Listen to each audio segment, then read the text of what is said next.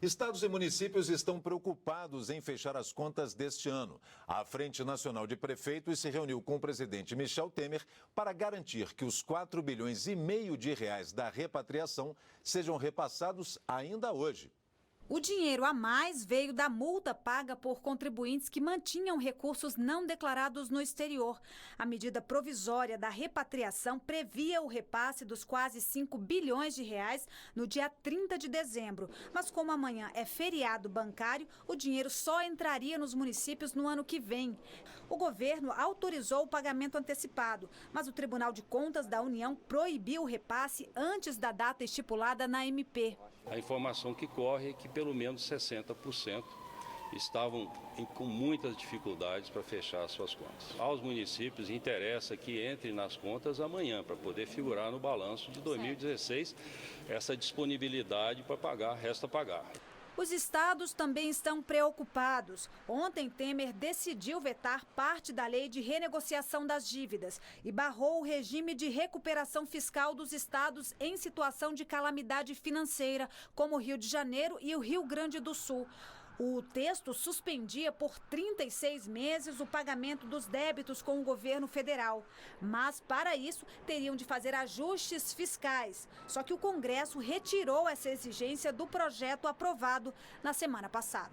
Da forma como veio ao Executivo, tornou-se mais ou menos inútil, porque se não houver contrapartida, quando você entrega um dinheiro para o Estado, aquilo serve para uma emergência, mas não serve para preparar o futuro. Há um receio de que o próprio Congresso derrube esse veto, mas o governo resolveu arriscar e deve articular novamente com os governadores a reinclusão dessas contrapartidas, que pode acontecer, por exemplo, com um novo projeto de lei sendo enviado ao Congresso Nacional. Rosana, com todas essas notícias, nós não podemos fazer apenas uma retrospectiva do que foi 2016.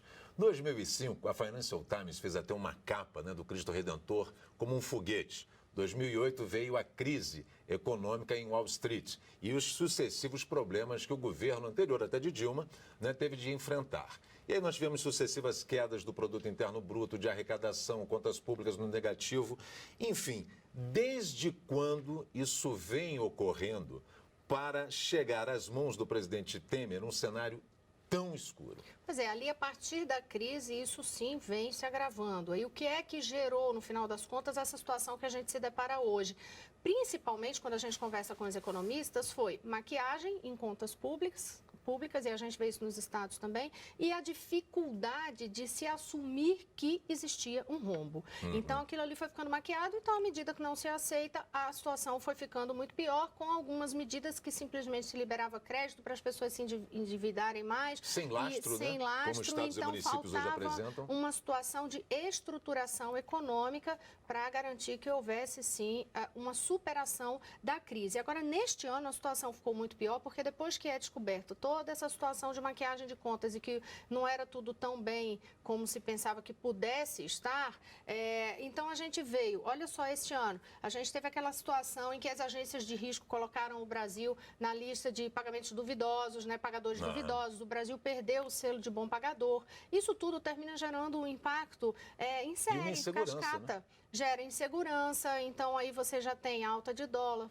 sai moeda estrangeira, não entra investimento aqui. A resistência em mudar a gestão do país, da concessão de iniciativa privada, não é verdade? Sim, uma resistência aí, nesse caso, ideológica, que se parte muito numa questão ideológica, mas que agora é uma das apostas deste governo para tentar melhorar o caixa em 2017. É justamente uma série de concessões aí que no poderão ano que vem. ser tratadas no próximo ano.